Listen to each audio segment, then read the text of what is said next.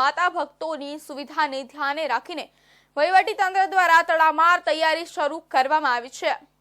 આવનાર 12 સપ્ટેમ્બરથી 18 સપ્ટેમ્બર સુધી યાત્રાધામ અંબાજી ખાતે ભાદરવી પૂનમનો મહામેળો યોજનાર છે।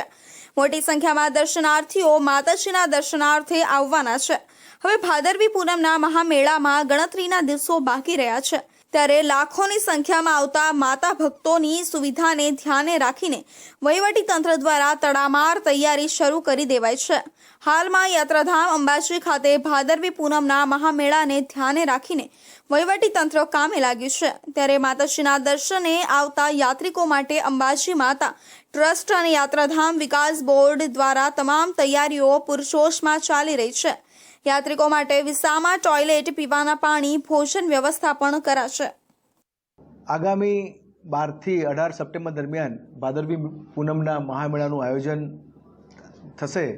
એમાં મોટી સંખ્યામાં માઈ ભક્તો પદયાત્રા કરીને આવશે, તો આ માઈ ભક્તોની સગવડ સચવાય, કોઈને કંઈ તકલીફ ન પડે તે માટે વહીવટીતંત્ર દ્વારા અને યાત્રાધામ બોર્ડ દ્વારા પૂરતી તૈયારીઓ થઈ ગઈ છે અને હાલ કામગીરી પૂરજોશમાં ચાલુ છે। યાત્રિકો માટે વિસામા, ટોયલેટ્સ, પીવાના પાણી માટેની સગવડ, ડ્રિંકિંગ વોટર માટેની સગવડ અને એમના નિઃશુલ્ક અંબાજી વિસ્તારમાં 3 જગ્યાએ મંદિર તરફથી નિઃશુલ્ક ભોજનની વ્યવસ્થા પણ આપણે થશે। આમાં દાતાઓનો પણ અમને સહયોગ મળવાનો છે। અંબાજીમાં 300 કરતાં વધુ કેમેરા પણ મેળાની નિગરાની માટે લગાવવામાં આવી રહ્યા છે।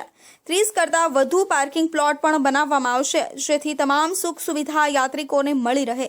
તેના માટે તંત્ર ખડે પગે હાલથી જ તમામ તૈયારી પૂર્ણ કરવા લાગી ગયું છે અને માતાજીના દર્શન કરવા લાખો પદયાત્રિકો આવે છે।